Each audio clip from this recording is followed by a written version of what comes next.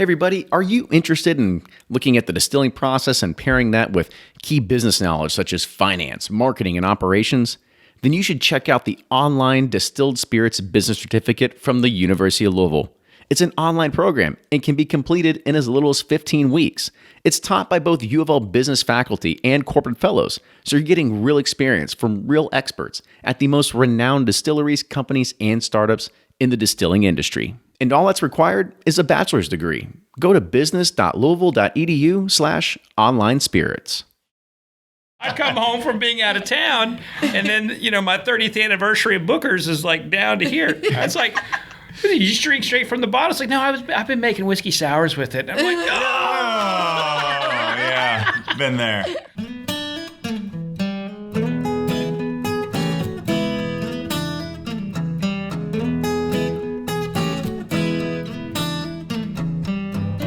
Hey everyone, it is episode 215 of Bourbon Pursuit. I'm one of your hosts, Kenny, and as usual, we've got a little bit of news to run through.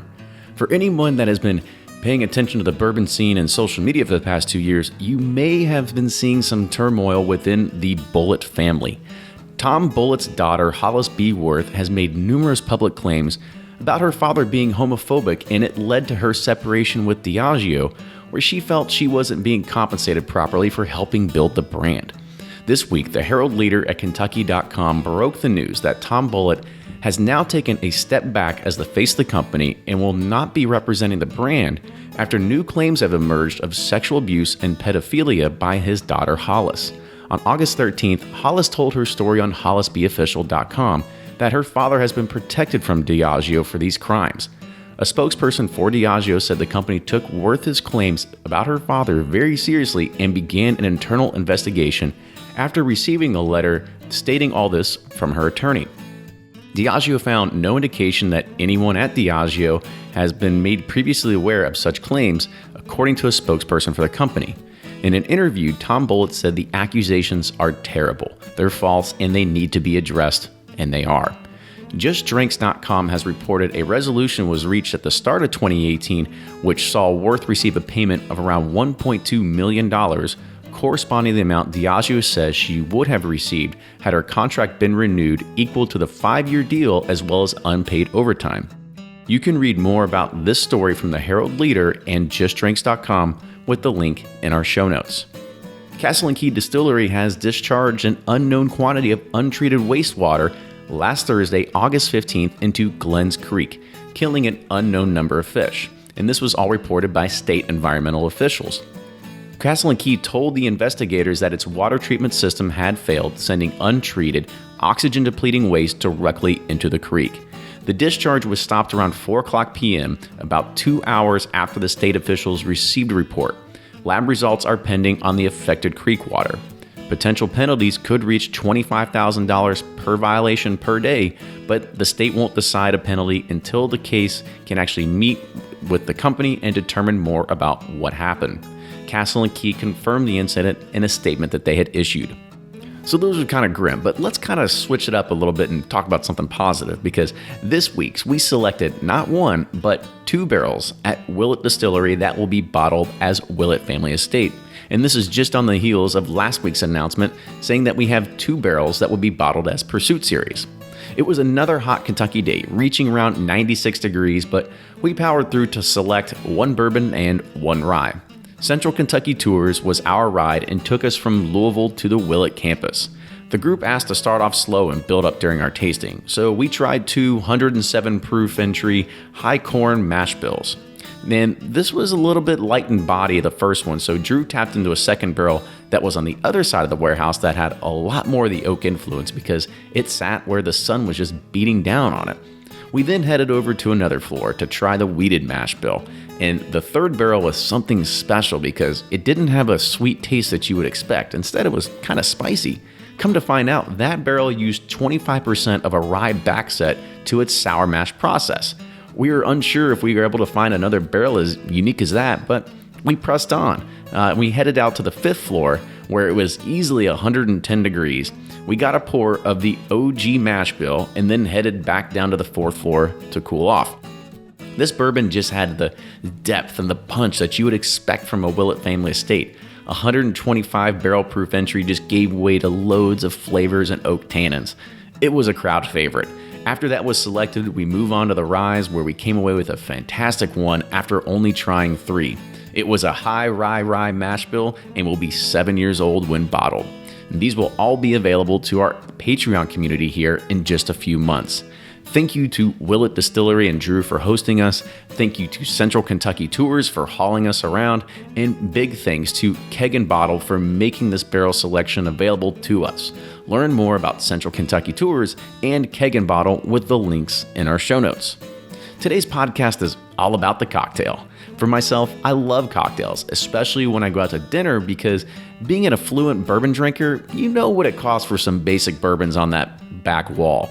So instead, I like to take in the drink culture and try something new that may only be available to that particular restaurant. And the bourbon culture has been getting a big boost from bartenders, creating fantastic concoctions. And that's why we invited Molly Wellmann and Bill Whitlow to come on the show. As we start winding down summer and heading into fall, you're going to get a better understanding of a bartender's mindset and how cocktails change on the menu. And if you got a favorite cocktail during a specific season, let's hear it in the comments on YouTube or Facebook. Now, let's get on with the show. Here's Joe from Barrel Bourbon, and then you've got Fred Minnick with Above the Char. It's Joe from Barrel Bourbon. Myself and our master distiller, Trip Stimpson, spend weeks choosing barrels to create a new batch. We meticulously sample every barrel to make sure the blend is absolutely perfect. Find out more at barrelbourbon.com. I'm Fred Minnick, and this is Above the Char. 2019 has been a very bad year for whiskey. Not from a sales perspective or even a quality angle. Actually, domestic sales are nice, and I've tasted a lot of great new releases. I'm speaking about the news. From the international tariffs costing distillers millions to the Bulleit family drama that led to Tom Bulleit stepping down, whiskey's been a daily soap opera this year, finding itself trending for all the wrong reasons. For example, last week videos surfaced of MMA star Conor McGregor pouring shots for folks at a Dublin bar. The crowd skewed older and didn't really seem to be into the celebrity. When Conor offered shots of his proper 12 whiskey, one man hunkered over the bar, didn't want one or said something to Conor. I don't know what really happened, but like a cobra striking, McGregor's fist hit the side of the man's head. It happened so fast that I missed the punch and wouldn't have seen it if TMZ didn't zoom in and slow motion it. Indeed, McGregor's a professional fighter and is lightning quick, but he punched an old man over a dispute with his whiskey. That's a true turd move. But for me, the story isn't just about McGregor. It's the fact somebody partnered with him, knowing of the potential consequences, and put whiskey in the bottle he represented. Proper 12 is awful, by the way. And nobody really viewed McGregor's incident as a whiskey story. Rather, it's a celebrity story. But for those of us who cover whiskey professionally, we often get pulled into covering these things, and it takes away the romance and the fun of a good drink. And I hate it. I can pinpoint the exact moment when my bourbon innocence was lost. When covering the theft of the Pappy Van Winkle and Wild Turkey bottles and barrels a few years ago, I studied the police reports and saw that one of the arrested persons was suspected of possessing child pornography. Up until that point, even covering the illegal activity surrounding whiskey was fun. After that, I realized that not even our beloved spirit is protected from shitbags, and I often fondly look back to the moment just before I learned the evils of some, when whiskey was just about the grains, water, yeast, stills, barrels, and warehouses. How great it would be where I was just talking about the whiskey. Instead, we have the news of the day. And that's this week's Above the Char. Hey, did you know I curated a super cool auction for the Speed Museum? It's September 19th and called The Art of Bourbon. Learn more at speedmuseum.org. That's speedmuseum.org. Until next week, cheers. Welcome back to the episode of Bourbon Pursuit, the official podcast of Bourbon. Fred and Kenny here, making the trek to northern Kentucky in the Covington area at I don't know, this is a pretty fancy place. I'm surprised they haven't kicked us out yet. Yeah, this is like the castle of the north for Kentucky. So, northern Kentucky. We are with the queen of the north. So, and we'll introduce them in here in a second. But I mean, we're at the Met Club. I mean, I was walking in, and I was like, they usually kick people out like me in here. So it's well, and normally just can't get rowdy. Normally I'm dressed for a place like this, but not Yeah, no ascot not today. today. Not today. I'm beach shirt, hat, and socks I wore yesterday. You going on a vacation sometime? Is that what it is? You're kind of getting in that mood. Actually, no. It's a matter. We had some work done in the house today, and I don't dress up for the repairman. They don't get the Sunday's best from Fred. They don't get the good ascot. But today we're going to be talking about cocktails, and this is this was also a listener inspired idea, because bourbon is really starting to come and be a big contributor to the cocktail culture. You talk to any distillery, they say, oh, like it's all about drinking it neat, mixing with a cocktail. It's great for this and this and this. And it's also inspired, a revolution of things that we've seen also with inside of pop culture with Manhattans and old fashions that have really kind of skyrocketed as some of the premier cocktails that are out there that are all whiskey focused. Yeah, I mean, this story is about 15 years old. But what has started to change in the evolution of bourbon cocktails is that people aren't trying to force it anymore. In particular, for a long time, you saw people trying to create like a bourbon equivalent to the margarita, like that. You don't have bourbon Ritas? You ever had a bourbon Rita? It's not. You can't force it. So you're starting to see like true, people like focus more on bourbon that complements it. The people are not trying to force it to be something it's not. And bourbon, in my opinion, is not the most mixable spirit. You definitely have some. You can't go everywhere with it. It's very finite, and that's one of the reasons why bourbon really struggled in the '60s, was because they were trying to get people to mix it like they mix vodka. So they were promoting bourbon and orange juice, which did not really appeal to that audience. I don't think it appeals today. No. So I think finally, for the first time, at least from what I'm studied in the history of bourbon, I think we have finally found bourbon's place in the growth of the cocktail bar. And that's a great way to kind of introduce both our guests, because both of our guests are really pioneering and spearheading a lot of the cocktail culture around this area and around the United States as well. So today on the show we have Molly Wellmann. Molly is the owner of Japp's as well as Molly's Brands, and we've got Bill Whitlow of Riches Proper in the Cocktail Creative Consulting. So Molly and Bill, welcome to the show. Thank you. Thank you. So before we kick it off and talk about cocktails, kind of talk about your journey into spirits. Like, how did it happen? Because I'm sure that there's always some good story behind this. Take it away. You go first. I guess I feel like mine's a little typical. I've been bartending for around 20 years, but for the longest time I was slinging out Budweisers and Jaeger bombs and shots of tequila at steakhouses with muddled old fashions and shaken Manhattans, and it's kind of what we did. Wasn't until I was behind the bar for about probably 10 years before I went to New Orleans and had a Sazerac down in New Orleans at the Monteleone, had a real cocktail down there for a music festival, and kind of opened my eyes a bit. And then when I moved to Louisville and started managing the bar at the Seelbach Hotel, really got the chance to play around with like a real chef. Bobby Benjamin was the chef at the time, and really got to play around with flavors and actually have a whole bar full of basically anything we wanted. We were a hotel that did tons of money, and they didn't care what I bought, and they didn't care what I wasted. So that was the first time I really got a chance to do whatever I wanted and play around, and that gave me a chance to do a lot of self-discovery as well as learning from an amazing chef.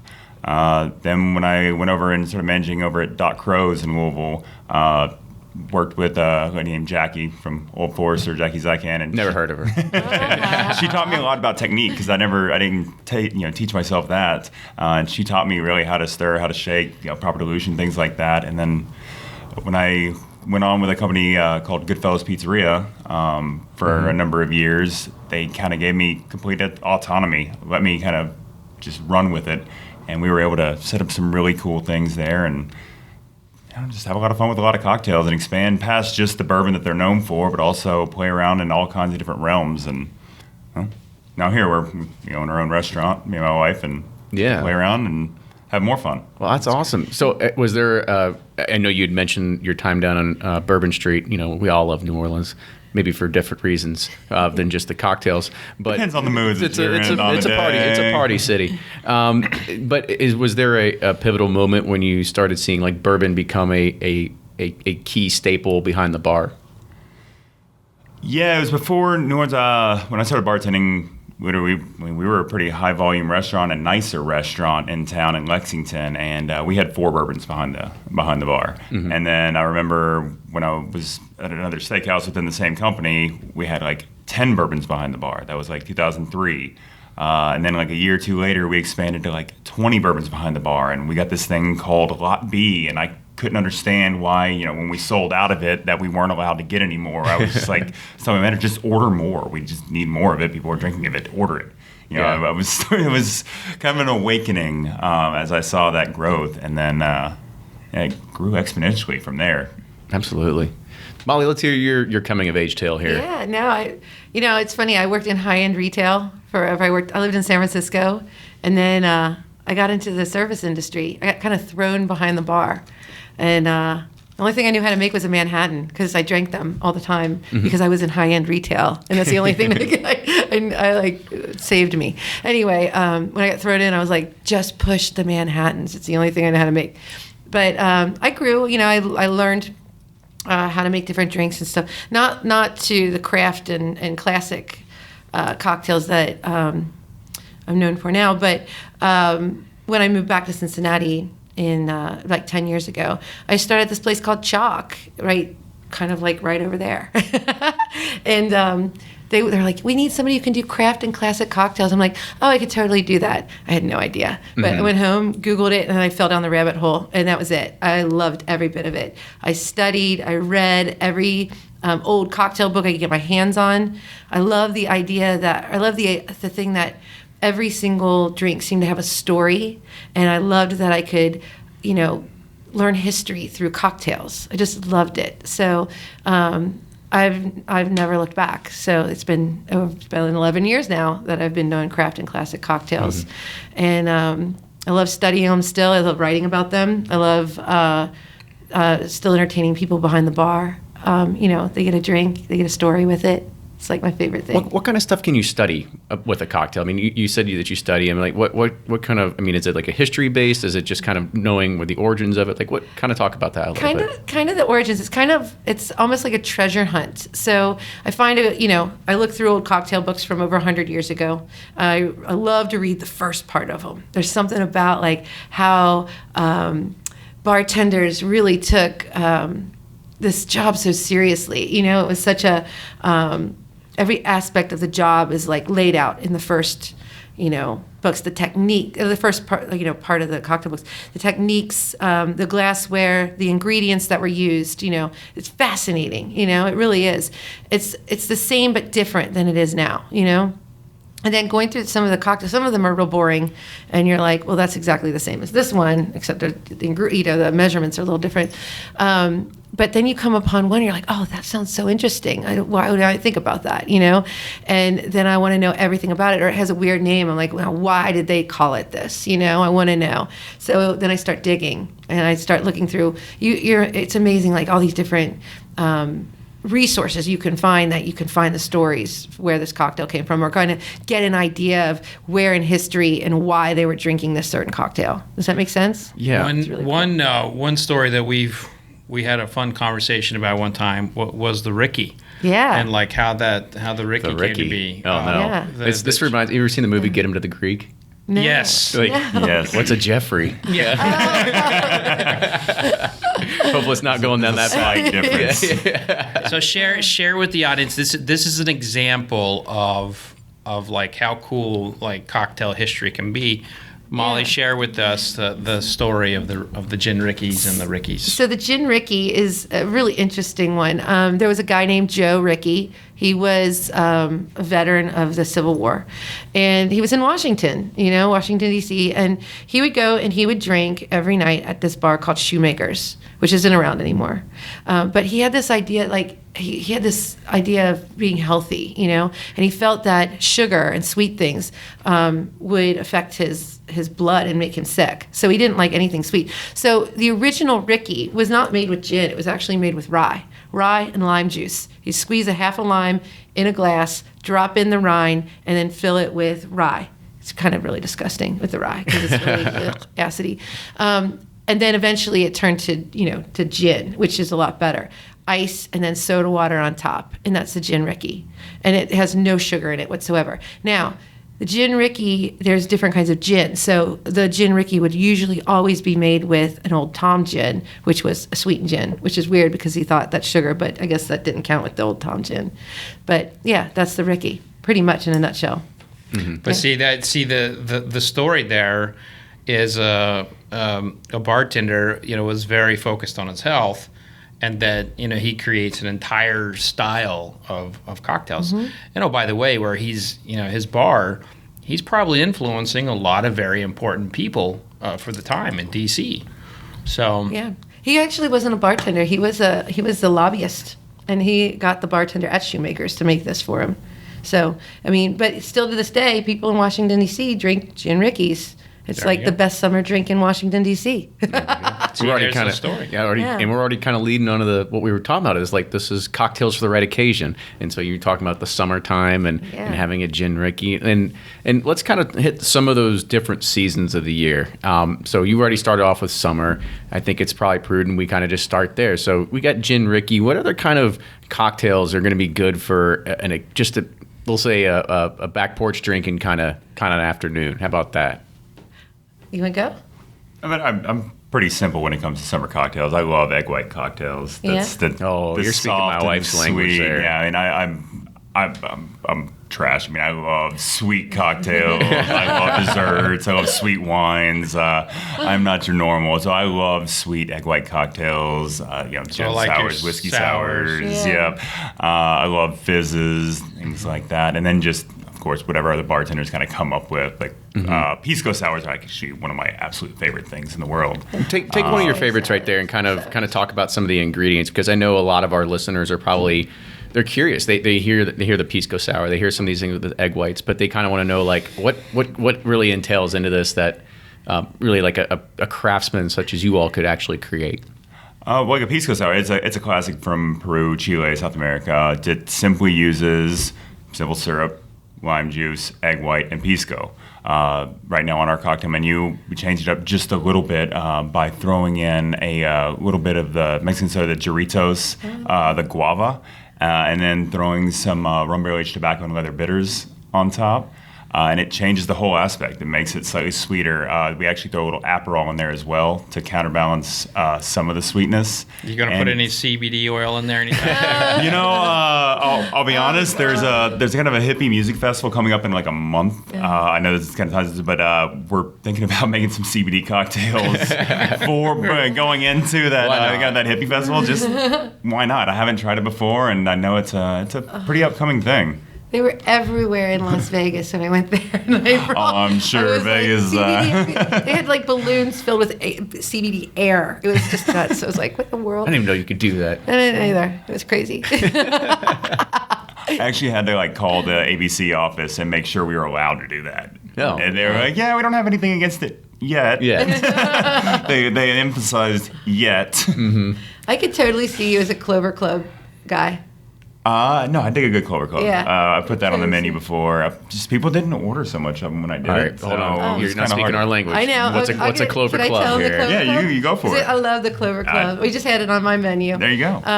So the Clover Club is a classic from 1900, and it was created for a gentleman's club that met every Thursday in Philadelphia at this hotel called the Stanford Bellevue Hotel, right? And like every one, it's like the third Thursday of every month they'd meet, and these guys would dress up to the nines, and they would, all have drinks before dinner, and then they would be led into this room that had this big table that was shaped in a clover, set up, and they would have this like ceremony, where the youngest member of the Clover Club would have to like first sit in a baby chair. I kid you not, a high chair, and until one of the members was like, okay, you can get up from the baby chair. And this is an adult, an adult man. And then he would have to go around with the Clover Club sharing cup, and then everyone would take a sip out of the Clover Club sharing cup. I have no idea what the drink is, but apparently the chef would come up with whatever concoction was in this like flowing cup, right? That would they pass. I have no idea what it is. I can't find it. But then they'd sit down to dinner, and through the courses, it would be like, I think the second to last course, they would have this cocktail or a punch. And in 1900, they had the Clover Club, which is a combination of gin, raspberry syrup, dry vermouth, and then egg white, and it's shaken, so frothy, and it's this beautiful. It has like this beautiful sweet flavor, but the dry vermouth kind of dries it out a bit. It's absolutely gorgeous. It really is, and I could totally see you. It's one of my jams. Yeah, so good. Now it evolved after Prohibition. They kind of dropped the dry vermouth, and then they put lemon with it, so it kind of turned into a pink lady. So this is a cocktail that evolved, but it's fantastic. We still put dry vermouth in ours. Do you? We dug it. Yeah. I do both, so it depends on what I'm fancying. So. Yeah, I was like, it'd be hard to have Fred and I go to a bar and order a pink lady. I don't know. It's just something about the name. If you don't know anything about it, I think there's. If I'm going to drink a cocktail, it's going to be a pink lady. But if you did order a pink lady, I'd tell you that history of where it came from. Like here's how this evolved. It came from this gentleman's club. But it goes for, it probably would have fizzled out if it wasn't for George Bolt, who was the owner of the Stanford Bellevue Hotel, who went on to help open up the Waldorf Astoria in New York. And he brought that recipe with him, making it popular. Mm-hmm. So really fascinating. That is fascinating. So that was summer. We captured summer there a little bit. Well, I got one more for summer because I'm a big fan of the Gold Rush. Are you? What kind of season do you all see that? Any. I was going to say summer, fall, but honey really falls anytime for me. It's funny. Like I'm in a very similar favorite cocktail. The Brown Derby's my favorite cocktail, and the Gold Rush and Brown Derby kind of related. Can you all kind of talk about the different components of each one of these, as well as so our listeners understand that they're Googling like, oh crap, I don't know what because I'm not sure what a Brown Derby is, and I couldn't tell you everything that goes inside of a Gold Rush either. So the Brown Derby is bourbon, grapefruit juice, and honey. It's really simple. But when you use the honey, you have to make sure that you water it down, make a honey syrup, because otherwise you will put honey into this drink and it will turn into a glob of a ball in the bottom of your drink because you're adding ice to it. So 1 part honey, 1 part sugar. Make a syrup, a honey syrup. And then it's about 2 ounces of bourbon. I put an ounce of grapefruit and then a half ounce of honey. That's how I make mine. Nice. Yeah. Yeah, and you might have the history a little better than this on me. You're a little better on history, but honey syrup, didn't they fight about that like back in the day, like during the Tiki Wars, and they were trying to figure out how to recreate each other's cocktails, and it was so simple as one person couldn't figure out how he was making the honey not glob up in a drink. Yeah. Like Trader Vic had the formula. Yeah. It was between, I believe it was between Don the Beachcomber and Trader Vic. That's what it was. And they were trying to, and all they had to do was add hot water. Yeah. So silly. Stupid little things that are so obvious, and then you figure it out, and you're like, face palming because you should have figured that out a long time ago. So for Kitty, I know he's going to follow up with this. The Gold Rush, break that down. For everybody. Gold Rush is just as simple. It's the 3-part lemon, honey, gin. A lot of these cocktails, a lot of these classics, a lot of these things are easy, renditions of each other, just replacing one ingredient with another. You can go to the daiquiri, which is another 3-part, just some sort of lime, rum, gimlets, gin, lime. Simple stuff. It's all these different ways of just doing your 2 3/4 kind of sour recipes and tart recipes. Well, good. Okay, so Fred already kind of alluded to it. Let's kind of move on to the next season. Let's enter the fall and winter time, because it's you're a little darker, a little warmer. Kind of talk about what are your favorites during those periods.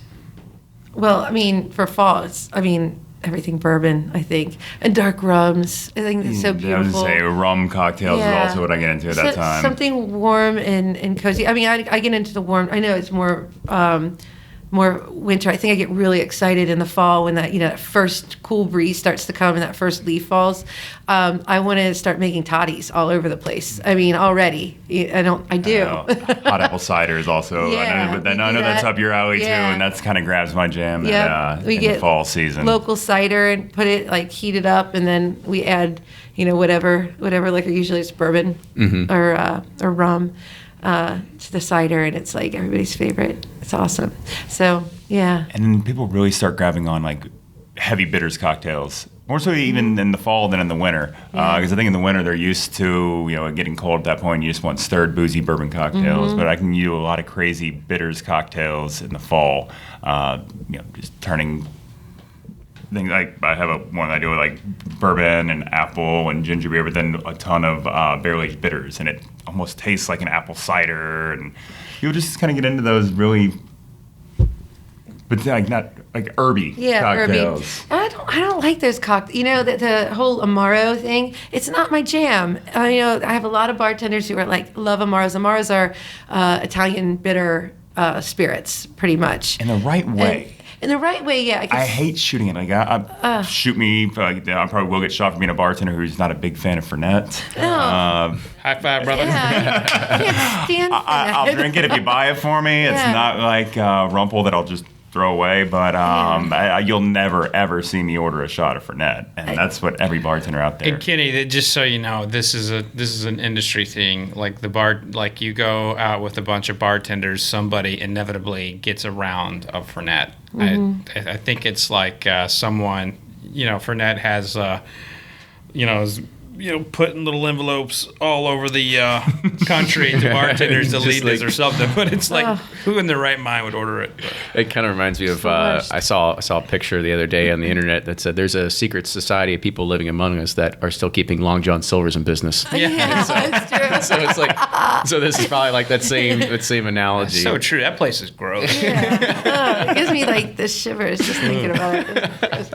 I got to say, Molly, when we went to fall cocktails, I was kind of shocked that you didn't talk about a punch. Well, yeah, I was getting there. Okay. Because I know how much you love punch. I do. I love punch. I think it's, first of all, it saves every party. It saves every hostess at a party, But the history behind the punches it's the best. I mean, there's one. It's more of a Christmas punch, but I start serving it in the fall. The Admiral Russell's punch is so great. I mean, it has it's brandy and sherry, and those are the two main things, and then lemon. And then there's a sweet to it as well. So punch means 5 in Hindi, so 5 different components. I did not know that. Spirit, sweet, sour, water, and spice. That's a template for a really good punch. And punches date back almost 500 years. It started when Europeans started traveling all over the world. Putting merchant companies into different parts of the world. The English, pretty much in India. And then once they get to this, this country, the native people trying to make sure that everybody's refreshed. You got to think people just didn't get off the boat and are give me water. They did it. They absolutely did it. I need a drink, and usually it was liquor or something that was some kind of alcohol. And they couldn't trust the water. If they drank the water, they'd get sick. Yeah. Yeah. So it was a lot of people didn't drink water. They drank ale or wine, or spirits. So making sure that everybody got refreshed in this hot country, pulling all their resources together, mixing it all together in a big bowl to make it palatable. Punch. Mm-hmm. Boom. So it sounds like it was just a means to survive of what punch really became. Well, think about this. So the Admiral Russell. So I'm going to tell you the story. There was a guy named Admiral Russell. He was in the English Army, 1600s, and he was traveling up the coast of Spain, and he decided on Christmas Day to get off and throw a party in the city of Cadiz. And in Cadiz, they had this huge fountain in the middle of the governor's courtyard or something like that, or the town. And he's like, well, we're going to use that as a punch bowl. So they poured in, these big, barrels of brandy and sherry, Spanish sherry, and then added limes and added everything. And it was so big, and there was so many. There was like 600 people there. They had to get the cabin boy from the boat in a little lifeboat to serve the punch. Everybody got naked. They drank the place dry, and then everybody had a great hangover the next day. So I always think how cool it would be if I could do this at Fountain Square in Cincinnati. If I get the mayor to let me use Fountain Square, it is a drinking fountain. I could use it as a punch bowl. Would you recommend everyone get naked too? I was about to say, that's my follow-up. I mean, gosh, we're not that conservative in Cincinnati. Come on. I don't know. It's pretty conservative. There's a naked fun run around here somewhere, isn't there? If anybody's going to break that conservative, boat, it's going to be me. So, to all our listeners out there, start petitioning the Cincinnati mayor for Molly's naked fountain party. He's going to love me. Oh, God. This might come back to bite you in the ass. I know. Well, and maybe that could happen too at the party. Yeah, I know. You never know. I'm not blushing or anything. No, that sounds awesome. I want the invite to this party. Yeah, it'll be epic. But yes, punch is great. It really is. It's so easy to do. That's good. I mean, that's a history of punches that I had never known about, seriously, up until now. But, the other thing that we want to kind of talk about, too, is, I guess we'll stay on the cocktails the right occasion kind of part. Kind of talk about, say Fred and I, we're taking our wives out. What's that kind of cocktail, bourbon kind of cocktail that somebody could go out on a date with their wife, nice romantic place, and maybe guide her in a way to say, you need to try this other kind of good bourbon cocktail. Because my wife isn't... Are you asking how to mansplain to her? No, maybe. I don't know. I'm just trying to figure out, how can I get my wife to drink more bourbon cocktails? Oh, all right. And I know this is a Ryan problem, too, because his wife he only drinks wine, and she Molly can't. knows this. I don't got that problem with Jacqueline. No. I got the opposite problem. I come home from being out of town, and then, my 30th anniversary of Booker's is, down to here. It's like... You just drink straight from the bottle. It's like, no, I've been making whiskey sours with it. I'm like, Oh, yeah, been there. We were finishing up a New Year's Eve one evening. We got home late night from the bar, and we had a couple friends over, and my wife's like, hey, let me pour a shot of bourbon for everybody. Let's celebrate. I was like, yeah, just go grab a bottle, pour some shots. She comes back, and we all take a shot. All kind of wince, and it was definitely a barrel proof OKI 12-year private pick, up there in the 120s, 130s, whatever. And I was like, well, that happened. This night's gonna get a little shorter, but I have to do. My husband doesn't drink bourbon, which I married. That's the reason why I married him, because they usually always a doesn't designated driver. Yeah, not that much, but he doesn't get into my bourbon collection, except if he has a tattoo guy, because he's a tattooer. When somebody's visiting and they're in the bourbon, he'll open up my pantry, which used to have all my bourbon in it, and I'll be like, well, pick one, The world is your oyster. Yeah, he got in one time to my 2013 Elmer T. Lee that was given to me by Elmer T. Lee, a while ago, signed, and it was cherished, Drank the whole thing. I was so mad. I almost divorced him. I was like, no. You went home with the tail. But I have a section that has bottles that you cannot touch. It's up to the right. She can't even reach it. And I think she knows at that point if she can't reach it, don't touch it. My wife will climb the shelf to get it. Oh, he wants me not to have that one. Yeah. And so she ended up having a bourbon that I couldn't touch. She got a Bourbon Women barrel pick. Oh. And Peggy is the one who gifted it to her. She's like, Fred can't have any of this. And so I couldn't have any until I eventually got permission. And when I got permission, I drained that motherfucker. Anyway, I know he's gonna. Yeah, I know. We gotta. No. We gotta figure out. We gotta figure out how.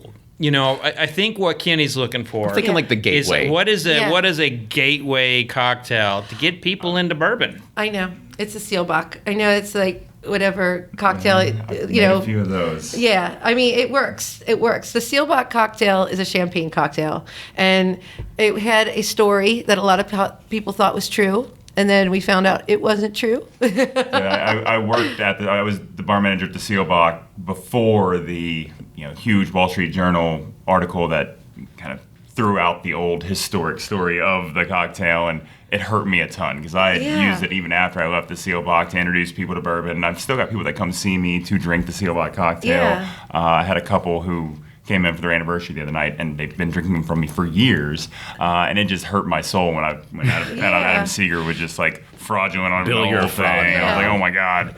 Well, I think it's safe to say that everything in the spirits business is bullshit. Touche and true. Your book, what is it? Bourbon Curious? Yeah. I read that a few times. Oh, thank you. Talks a bit about that. Yeah. Yeah. It's just, you can't trust anything. No. I mean, the Ricky story is pretty legit because the guy wasn't really in the business. He was a real guy. Well, back in the day, before smartphones, all of us bartenders were full of shit, too. It was a lot easier to get away with.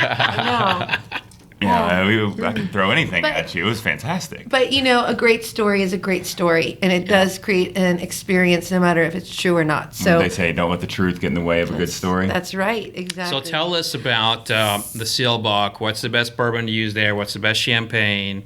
How do you make it work? I like, first of all, I like to use a sugar cube. I don't know if you use a sugar cube. Do you use sugar? I don't. No? I use just a splash of simple syrup. For me, it's about consistency and I like graininess. I like the sugar cube because I love the little crystals that go through it. So a sugar cube, I douse it with both Angostura and Peychaud bitters. I'm heavier on the Peychauds than I am the Angostura. Yeah, a little more citrusy. Just for, it makes it a little more crowd pleasing. Yep. The Seelbach, even at the hotel, I had it sent back when I would do super heavy on both. Yeah. When I started bringing down the Angostura a little bit, he Opened became it more back up. palatable for the masses. So that, and then I like to use just Four Roses yellow label for Seelbach because it seems to be a little lighter. Old Forester for me. Forester, I love Old Forester, but there's something about, I don't know, when I make for some reason Four Roses yellow label has a lighter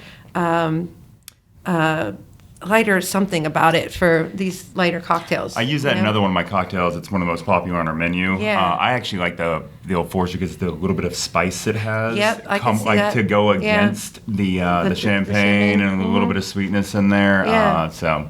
Well, and then I top it off usually with a dry Prosecco and then the champagne. Yeah, any dry bubbly. I've used Prosecco or dry champagne. And do you use triple sec or do you use like a nice dry Curacao? I make my own triple sec, so I use my own triple sec, just a little dash. Yeah. It's an orange liqueur.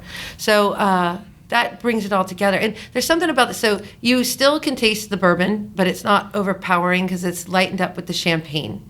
So any not just and it's women. not heavy it's not, bourbon. But you just use a little. It's an yeah. ounce of bourbon when I make, so it's not like overpowering people I trying use it an ounce first. and a half. I use an ounce and a half ounce of the triple. Yeah. We're seeing a lot of differences between these It's two really good. on just a simple cocktail. Yeah. This is fascinating. No, I don't think there's a right answer. That's why. No, That's why me and Molly have been friends for a long time. Yeah. Is because we understand that. It's the great thing if there's certain cocktails, everybody, like the old fashioned, for instance. Everybody makes their old fashioned different. They really do. I don't think I've ever had, unless it's a bartender that I trained on how I make my old fashions. I don't think I have ever had an old fashioned the same. Hopefully they're making it the same way you taught them. Yeah, they better. They Sometimes better. you find out that's even wrong. Yeah, I've done that before. I've had that before where people are like, no, we're going to muddle this. I'm like, no, not in my bar. We're not doing that. Have you seen the YouTube video of the woman talking about how to make Glug, glug, glug, glug, glug. Somebody posted on Facebook. It's like a half a 750. Oh, I mean, we used to top them with soda. Like I used to call that the steakhouse old fashioned. That's how I learned it. Back in the early 2000s, we were muddling orange and cherry and throwing a couple sugar packets in there and soda water, and it was. This is a white tablecloth steakhouse that you're paying $10 a cocktail for. At least you didn't just take a thing of simple syrup and go, I've been at a bourbon place downtown, I'm not gonna say where, and the guy was making these old fashions. He's just like, it was like probably like a full ounce and a half of simple syrup in the glass, and then bourbon on top, and then he would just throw a cherry and an orange in there. I was like, oh my god, I think we both know some places around here that tragic. We might not go drink old fashions at, but we might drink bourbon at. No. Is it hard for you to go places when you see other people like creating cocktails and you're kind of like, Send it back. Like, I mean, Yeah. do you do that? I mean, what's your... I have. I mean, not because there's been people who didn't understand the egg white thing, that you have to actually shake it a lot. And it got outlawed in some areas. So there are some cities that have outlawed egg whites. Horrible. Yeah. So I've sent things back. I mean, it was slimy still. It didn't have the aeration of the egg. And I've sent back old fashions because they were just so sweet. Like, it just was disgusting. So usually, though, I don't do that. I just order a bourbon on the rocks. I don't drink cocktails a whole. I drink more cocktails when I'm out of town. Yeah. me For too. some reason, when I'm out of town in a different city, it's kind of inspirational. It's kind of like getting a feel for where you're at to drink more cocktails. Or if I'm at a new restaurant or bar in town that I haven't had cocktails at. But if I'm going to visit my friends at their bar, I'm not ordering cocktails from them. Hardly ever. They might make me something they want me to try, but I'm drinking a beer or a bourbon. Yeah. I don't drink beer, so I drink drink a bourbon. lot. Or I drink a martini. I drink Beefeater martinis or Plymouth martinis, depending on my. Gin, good. Yeah, I love gin. Anyway, go ahead. So let's go back to like the entry level kind of cocktails. Hey, it's Kenny here, and I want to tell you about the Commonwealth's premier Bourbon Tasting and Awards Festival. It will be happening on August 24th in Frankfort, Kentucky. It's called Bourbon on the Banks. You get to enjoy bourbon, beer, and wine from regional and national distilleries while you stroll the banks along the scenic Kentucky River. There's also going to be food vendors from regional award-winning chefs. Plus, you get to meet the master distillers and brand ambassadors you've heard on the show. But the kicker is, Bourbon Pursuit, we're going to be there in our very own booth as well. Your $65 ticket includes everything, all food and beverage on Saturday, plus you can come on Friday for the free Bourbon Street on Broadway event. Don't wait, go and buy your tickets now at bourbononthebanks.org. You've probably heard of finishing beer using whiskey barrels, but a Michigan distillery is doing the opposite. They're using beer barrels to finish their whiskey. New Holland Spirits claims to be the first distillery to stout a whiskey. The folks at Rack House Whiskey Club heard that claim and had to visit the banks of Lake Michigan to check it out. It all began when New Holland Brewing launched in '97. Their Dragon's Milk beer is America's #1 selling bourbon barrel-aged stout. In 2005, they applied their expertise from brewing and began distilling. A beer barrel finished whiskey began production in 2012, and Rack House Whiskey Club is featuring it in their next box. The barrels come from Tennessee, get filled with Dragon's Milk beer twice, the mature bourbon is finished in those very same barrels. Rack House Whiskey Club is a Whiskey of the Month club on a mission to uncover the best flavors and stories from craft distillers across the U.S. Along with 2 bottles of hard-to-find whiskey, Rack House's boxes are full of cool merchandise that they ship out every 2 months to members in over 40 states. Go to rackhousewhiskeyclub.com to check it out and try a bottle of Beer Barrel Bourbon and Beer Barrel Rye. Use code PURSUIT for $25 off your first box. The 2019 Kentucky's Edge Bourbon Conference and Festival pairs all things Kentucky with bourbon. It takes place October 4th and 5th at venues throughout Covington and Newport, Kentucky. Kentucky's Edge features a bourbon conference, music, tastings, pairings, tours, and an artisan market. Kentucky's Edge 2019 is where bourbon begins. Tickets and information can be found online at kentuckysedge.com. So let's go back to like the entry level kind of cocktails. One that I have found is almost a surefire winner, not really on a lot of people's radars, and that's bourbon slushies. Mm-hmm. Oh, You know, Yeah. I mean, I have yet to find someone who didn't like bourbon, but I introduced them to like a really nice bourbon slushy recipe, and they were just wowed. Do you guys do anything with slushies? I have a snow cone thing. It's not Snoopy either. It's like it's like In industrial. Kentucky, it's harder for me. It's kind of breaking the law to do those, and I'm pretty stickler for those things. A lot of the people that pre-mix Hold on, them. wait. It's against the law to have a slushy machine as with drinks in it? In Kentucky, yeah. Really? If Oh, Molly been breaking the law. no, you're in Ohio. That's completely legal in Ohio. No, I'm not doing that in Ohio, but man, I was going to open a slushy liquor bar in Kentucky, and now it's all foiled out.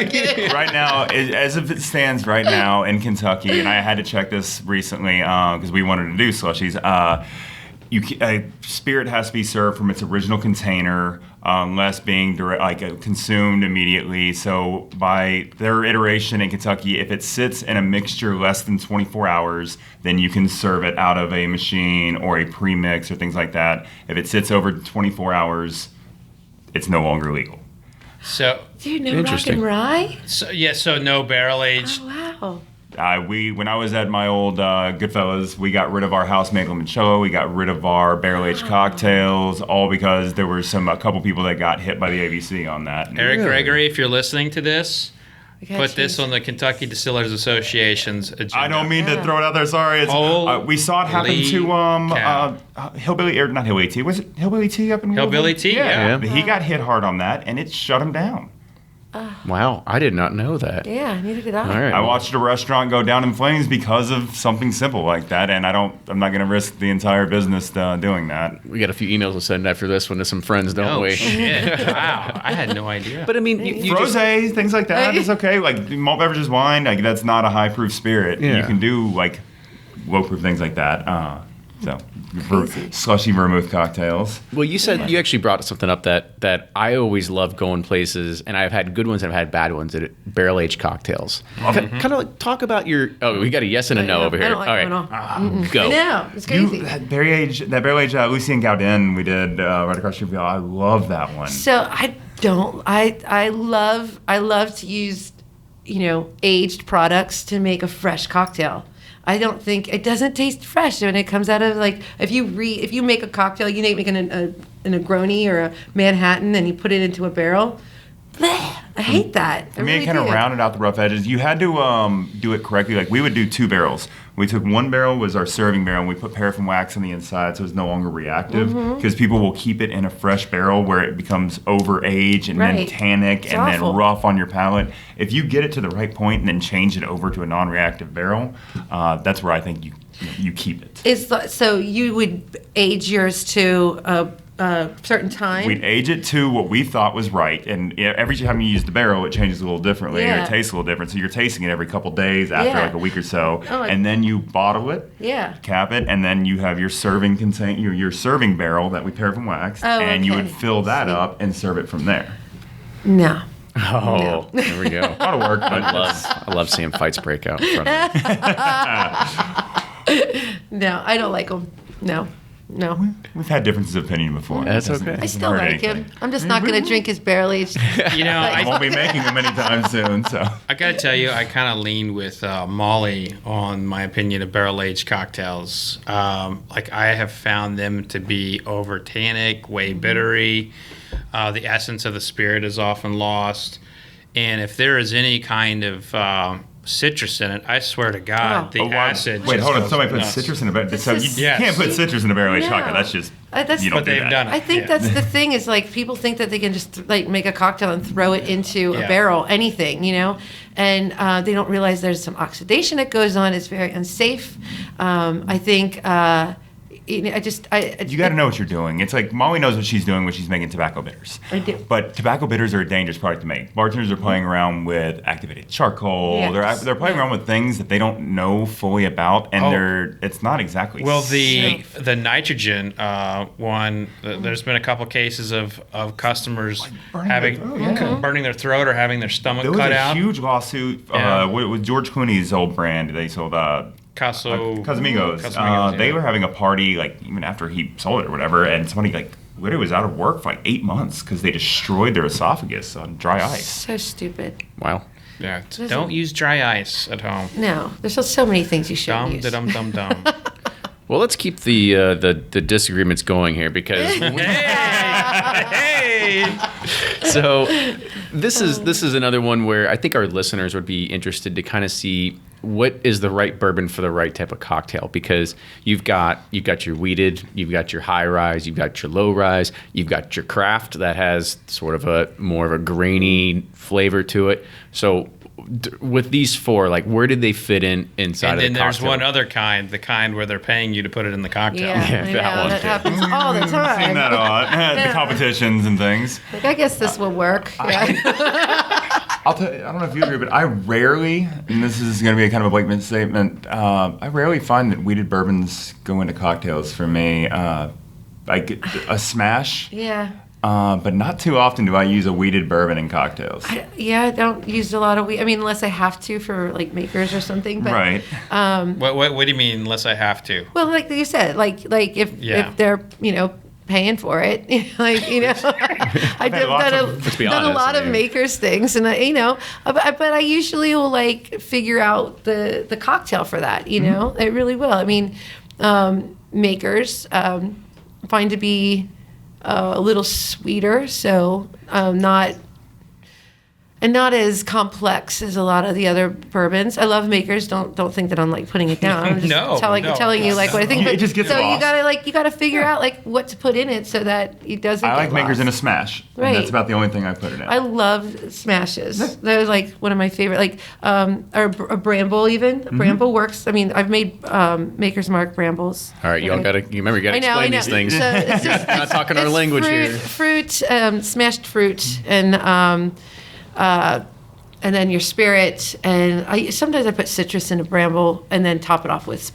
club soda. Very simple, easy to make at home, kind of bright cocktail. Yeah, But like a also, summer one. Going back to what you Yeah. were saying, like switching up the bourbons, there's lots of times where like a competition is happening and you make it with a bourbon because you have to, but it tastes better with a different bourbon. Yeah. That's how I've done that plenty of times. all the where time. just switch it up and put it on the menu with a different bourbon, even though the competition required this or that. What's the ultimate bourbon mixing cocktail? What's the ultimate cocktail mixing bourbon?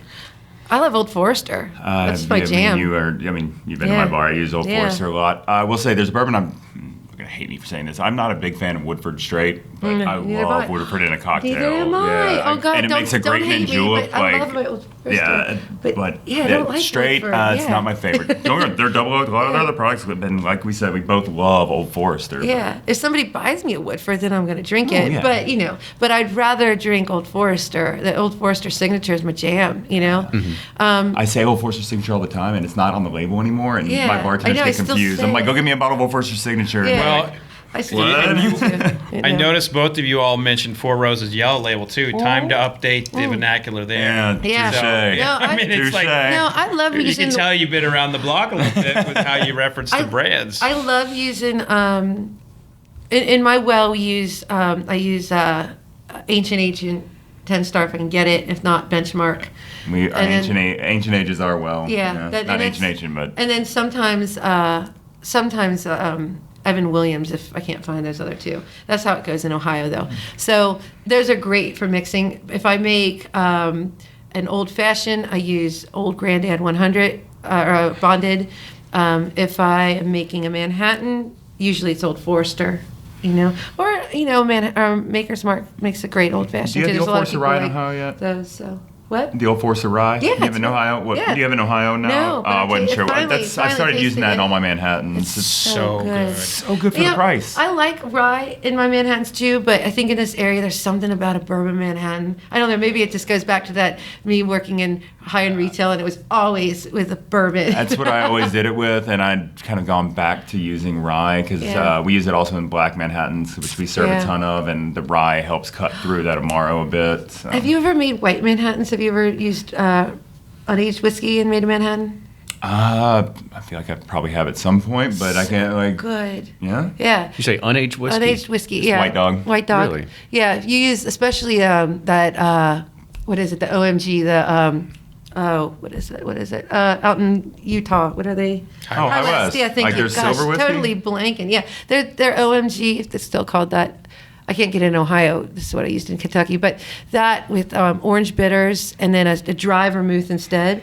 Holy moly. You're a bigger fan of White Dog than I Yeah, am. I love We've White discussed Dog. this I before. do. I enjoy it, but you like to sit around and just sip on it. I like that. That Buffalo Trace smash one. She's It's so she's good. old school.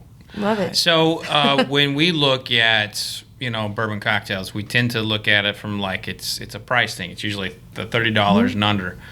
But there are some bartenders who will slap a little pappy in a cocktail shaker. Do you guys ever go crazy and put like super allocated bourbon or rye in a cocktail? You asked me to. I'm sorry. I got two ways of saying it. One, you're paying me the money. You're the one paying for the whiskey. I'll do it. You enjoy it your way. But anytime anyone's ever ordered a Pappy and Coke from me, my way of serving it has been I give them a glass of Pappy, I give them a glass of Coke, and I give them ice, and tell them with it being such a nice bourbon, I wanted to give you the components so you can mix it yourself to the appropriate mix. Wow. They've never mixed the Coke, not once. So I try to not be offensive by telling them they're a fucking idiot. My bartenders always say I'm good at saying "fuck you" with a smile. I'm good at that too. My husband's always like, "You're really good at being like, fuck you, but your hair looks really nice." That's awesome. Oh gosh. No, I'm the same. I feel like I'm kind of at my bar. I control the bar, and I am there to educate people on what they're drinking, how they're drinking it, and so I will not serve them a Pappy and Coke. I will educate them on why they shouldn't drink this with Coke. I mean, they push it, then I'd probably do the same thing. But I never had to do that. It's happened to me a few times at a few bars. No. I had to do that a couple times. But like I said, it's never gotten mixed. They've always thanked me in the end, and I appreciate you not letting me ruin that. Well, Pappy's not the best thing out there. That's what obviously we can go into a 2-hour-long conversation on this. We probably don't need to. I did have. We'll save that for the next podcast. My sister, I took her to Wild Turkey down in Lawrenceburg, and we did the high-end tasting. And right in the middle of it, she cracks open a Diet Coke, almost died. I'm like, my sister, of all people, you can't do that. Like, you cannot mix that with the diamond. Public. Yeah. Oh. Wow. I'm sorry. You had to go through that. It's Apologize to our family at Wild Turkey, too, for that. It's rough. So another question I kind of had for you, we've all, at least in the bourbon world, we see something on the shelf, we buy it, we all make mistakes. It might be, like I said, it could be craft and a little bit too grain forward. We're just not a big fan of drinking it neat. Is there a cocktail that you can use to make these a little bit more palatable? Absolutely. Yes. So kind of talk about where. It's already going to say put ginger ale in it. Ginger ale. I was trying to fancy it up a little bit rather than just adding ginger ale, but We can always play around on something and doing something that is really going to cover flavors. I mean, Manhattans and Old Fashions more enhance. You can do some stuff in a heavy smash or a julep or a sour even that. Going to help cover it. I've had it come through a bit, but yeah. I mean, I'm sure you guys get stuff sent to you sometimes from the packages show up. Yeah. It's once or twice. Not mad about it, but sometimes it's usually from a newer distillery or a craft distiller, and it's not that their products. It's not bad. It's just different than what you're used to. No, they're bad. Sometimes it's bad. Sometimes bad. But I've had some stuff where I'm like, oh, well, this isn't bad. It's just different. You haven't tried OZ Tyler yet, have you? No. Oh, for God's sake. That shit. Woo. Bad. So, I mean, yeah. One of the few that I've spit out. Tastes like drywall. Ew, God. Good call. Oh, Tastes like drywall. There was one somebody poured me one recently too that I had to spit out. It was out of a tin can. I can't even remember. Oh, Stillhouse? Stillhouse. Yeah. No, it's terrible. That was So there's a, I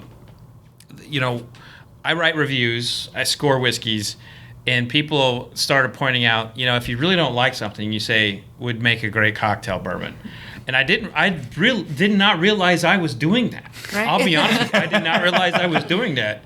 But I was passing it on to you know what, don't drink it neat, it's a cocktail bourbon. But I have found that there is one note in some of these bourbons that you cannot get out if it's a bad one. And it's that over charcoaly, woody note. It's like there's nothing that I have been able to find that can cut that. Do you have any recommendations for how to cut that charcoal, that over woody note that you find a lot of 2-year-old craft bourbons? I call it, it's like, what do I call it? It's like that new bourbon taste. It's very green. Exactly. Very green. I just had a bourbon, and it wasn't that it was bad. It was really good. It was different. And by a very, really respected new distiller who I have a lot of respect for. And I couldn't figure out what to do with it, but I finally ended up infusing apple juice with ginger, fresh ginger, of all things, and it turned out to be one of the best drinks ever. It was just real apple juice, mushed up ginger that I let infuse, drained it out, and that's all I mixed it with. It was fantastic, and it wasn't like it covered up that green new taste. It kind of like complemented it. Yeah, It brought really some new nice. flavors to the party and said, It hey, did. green new taste ain't so bad. Oh, it was the bomb. Like, I can't Yeah. wait I drank that whole bottle with that cocktail. It was awesome. Not in one sitting. I mean, I'm not much. On another note with that, I mean, the thing is, I don't like to try to cover up the bad taste a lot of times. I also don't keep a lot of that at the house. For me, it's like you don't want to build a mansion on a shaky foundation. You know, your bourbon is the foundation if you're making that cocktail. But you got to think, like, a lot of cocktails were created because the liquors tasted so shitty, you know? That's true too. You know? So We're not at that handicap nowadays. So Yeah, I know. maybe I'm a little spoiled. I don't drink a lot of cocktails at home, so I'm a little spoiled when I get to use at the bar. Yeah. Absolutely. Now I'm thinking of like, I'm just kind of like going full circle here. Like, I'm sure we could think of like, we've got our bottles that we can't get rid of, but we gotta make one big punch one day with everything. I don't know what it is, but maybe that's what it is. Well, there was, wasn't there one of our friends, didn't Carrie have the suggestion of like having, drink your bad bourbon day, like having a big party? Yeah, Let's- big online party. Absolutely. And I'm like, Terrible Sunday. Oh, the my next day after. you don't know how bad my collection is because everybody sends me stuff. have you ever judged the ADI Yes, and content? I- Yeah, yes. I know. I have too. I mean, my palate was in shock for 3 weeks. So So for those mine. who are listening, ADI is the American Distillers Institute. They have a they bring in prominent tasters to judge their whiskeys and their ryes and their gins and vodkas. And I got to tell you, within these are new distillers, and they're honing in their skills, they're figuring it out, and we're there to try and help them. And it took me probably 3 months for me to get my palate back. And same here. I needed to I felt like I wanted to rip my tongue out and lay it down and take a nap. It was the most craziest. It was the craziest thing. I was exhausted each night.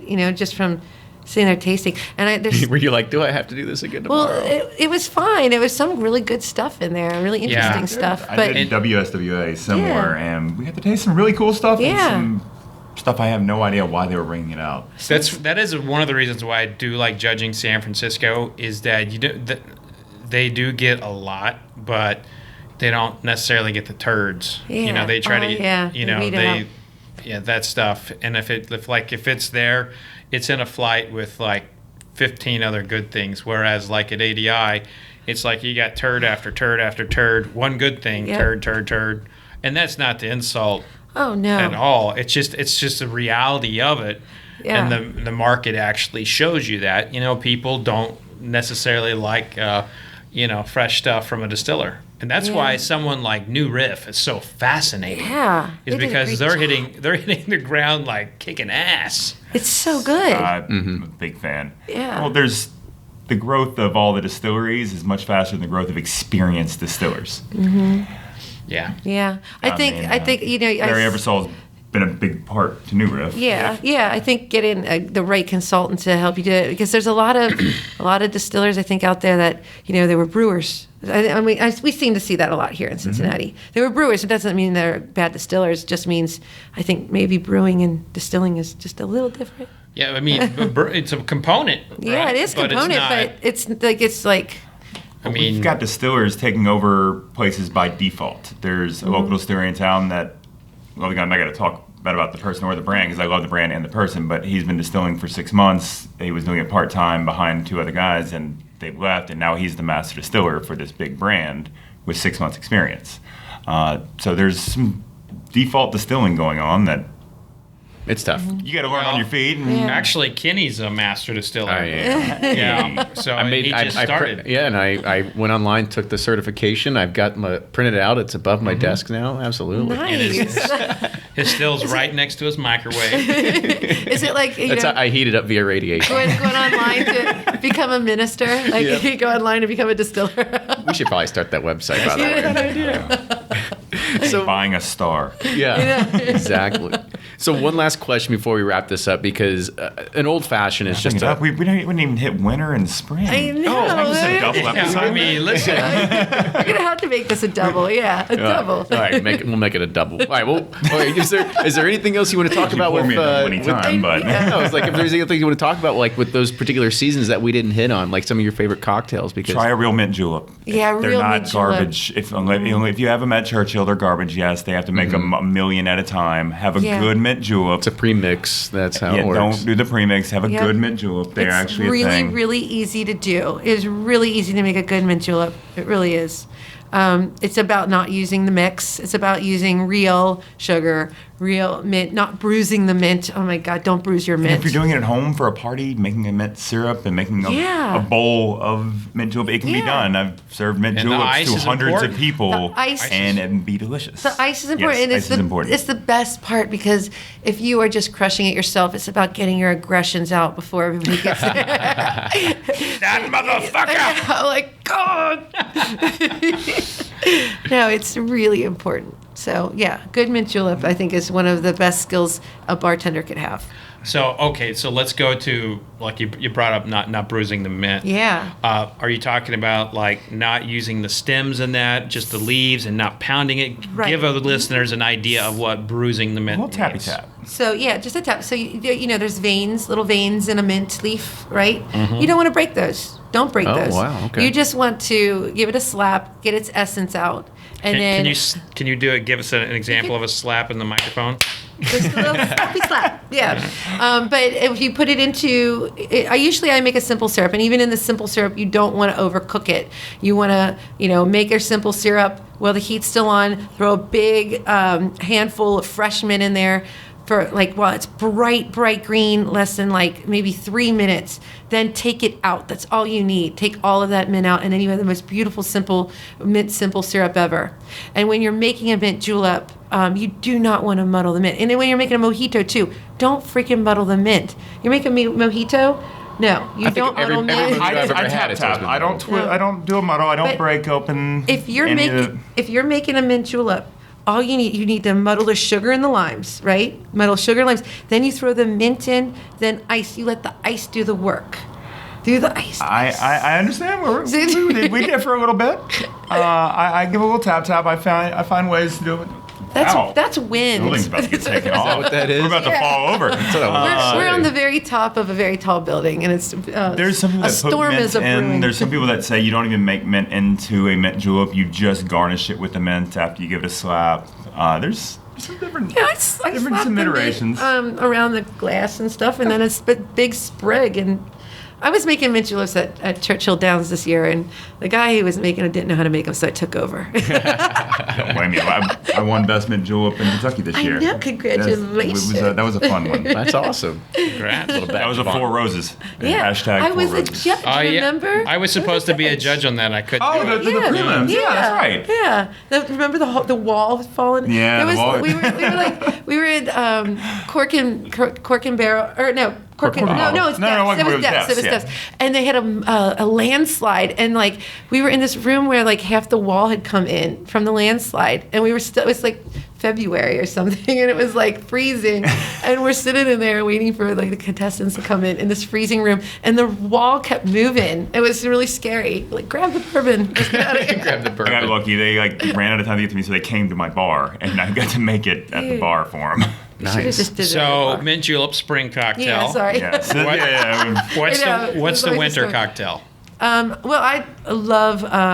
I think Manhattans and components of Manhattan. So your Saratogas and your Remember the Maines and all of these different kind of Manhattan-esque bourbons that use pretty much all alcohol. I think are really important. I think we differ a little bit. I mean, just because I like iterations of Manhattans, I just don't go as classic.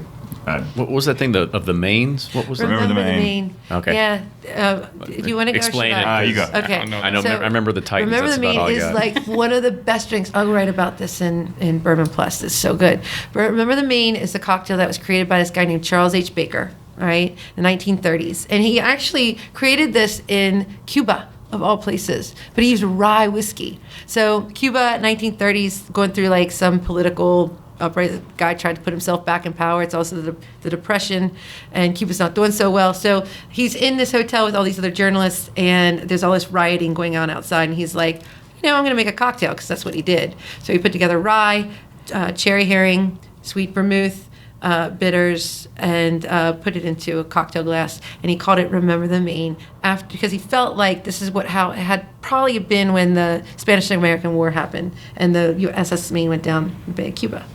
Remember the Maine, hell of Spain. All so right. pretty There we much in go. a nutshell, that is the Remember the Maine, and it is scrumptious. The only thing different about it is they added cherry herring to it. It's a hell of a story. We're getting, It's so we're getting cool. a history lesson today, too. That's about the only time I would have cherry herring. I love cherry herring. Yeah, I'm a not a real Singapore sling. That's a summer one that we haven't talked about. A Yeah. real Singapore sling with cherry herring. It's bomb. Remember, this is a bourbon podcast. I know, I can't help it. There's so many different cocktails. And as You said talk about cocktails Yeah. for the occasion. Well, We started asking about gin. I figured and at things. some point we're going to We're talk at- about vodka and his blood would start we haven't boiling. talked about one vodka. There's only one classic vodka drink that I really love, and I bet you would like it too, Fred. Gimlet? No. It's called Not the gimlet. The what's the Tom what, Collins? no, the one where you mix the two. Sex on the beach. No, you mix vodka and gin. No, the Vesper. Long Island iced tea. The Vesper. The Vesper. Yeah, The the Vesper's Vesper. really good, but have you ever had a Gypsy Queen? So no. You would love it. It's actually really delicious. It is. It's actually a classic among classics. It was introduced around the turn of the century in New York at the Russian Tea Room.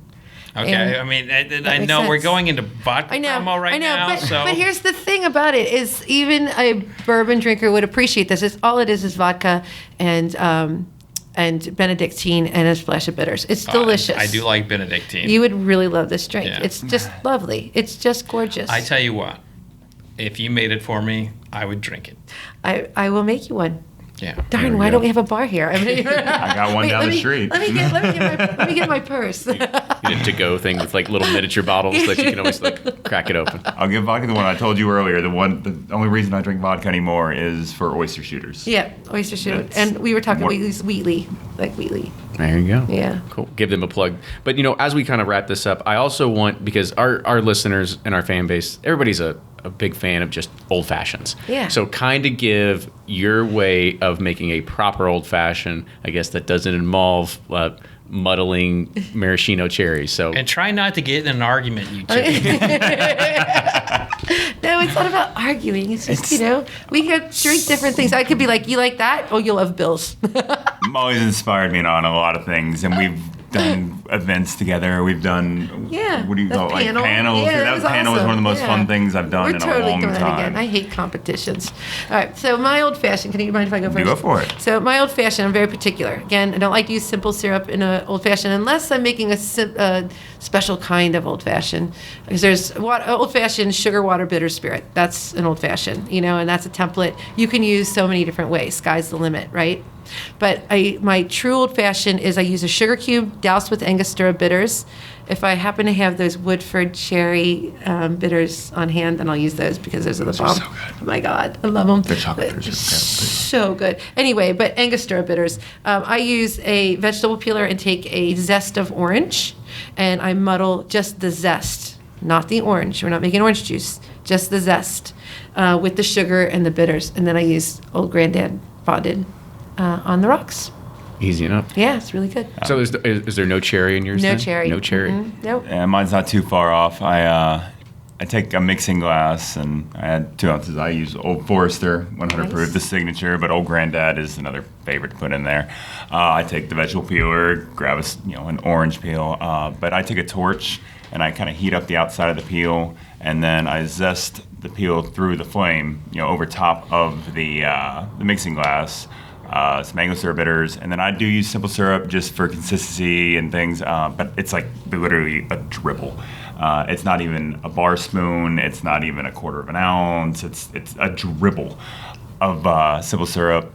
Add ice. I stir it for just a moment, a couple revolutions, because you don't want to over dilute it, because I'm going to pour it over ice. Then I pull out that orange peel with some tweezers, throw it in there, and then I put one of our brandied cherries that we make in-house and throw that on top.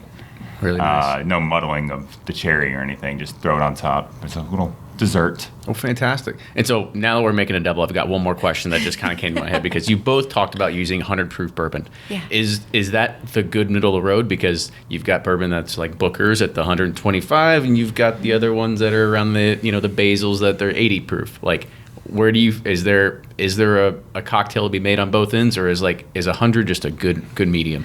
I like using 100 proof. I love drinking 100 and over proof for my bourbons, pretty much. And I like mixing with them because, especially if you're, you really want to, taste that spirit, But there are some cocktails where 80 and 90 proof work just perfectly in the balance of the drink. So, I go both ways. It's not that Stirred cocktails for me are typically the 100 proofers because I am trying to go spirit forward, and a lot of times they find themselves into the shaken cocktails too. But I hardly ever stir a bourbon that's under 100 proof. Those are more for like that Four Roses cocktail I've got in my video. It's 80 proof, but it makes a fantastic cocktail because you're going for the flavors that complement rather than the body of the bourbon. Oh, awesome. Well, good. I'm glad we rounded that out. So it was fantastic having you both on today. And before we sign off, I want to let each of you kind of give a plug about where people can find you, where can they know more about you online,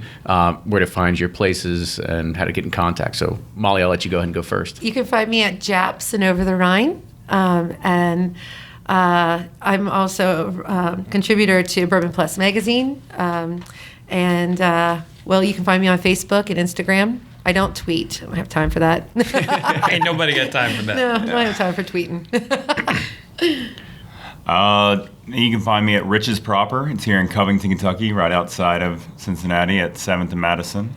You can find me Rich's Proper at Instagram, Rich's Proper on Facebook. I'm just doing great cocktails and bourbon. That's easy enough. We love to hear that. I kind of get a cocktail after this. Fred, what about you?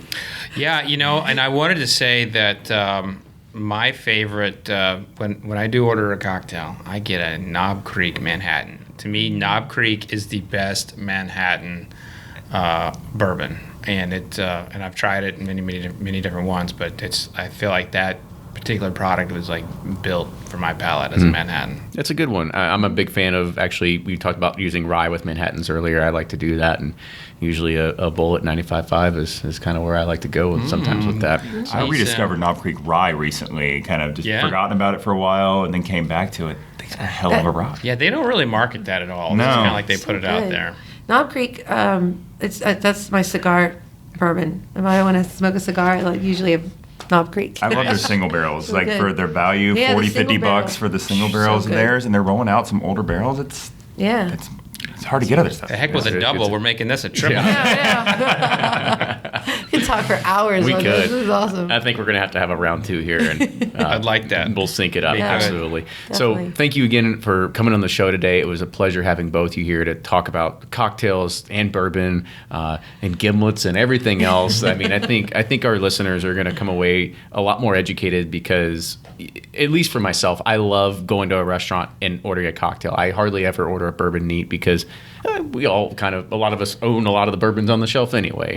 And so when you go to get a cocktail, it's more about getting an experience and trying something unique and something that's new rather than just kind of going old hat and just drinking bourbon neat. So this was a pleasure. Not only that, and then also getting a good history lesson in the same exact time. And you got to see some mint get slapped on. Right from the face. Right from the face. So it was a pleasure. And if you like what you hear, make sure that you're following Bourbon Pursuit on Facebook, Twitter, and Instagram. We tweet. I know Fred's a big tweeter. He's all over he's a tweet storm in the making right there. I know. I've been fidgeting. It's been so long. It's been about an hour since his last one. To teach me how to twit. I'm not really big on it. So make sure you're following Fred. Also check out Bourbon Plus. And if you're interested in knowing more about what Bourbon Pursuit has to offer, you actually have Bourbon Plus subscriptions as part of our Patreon following. So if you can go and check out more on how to support the show at patreon.com/Bourbon Pursuit.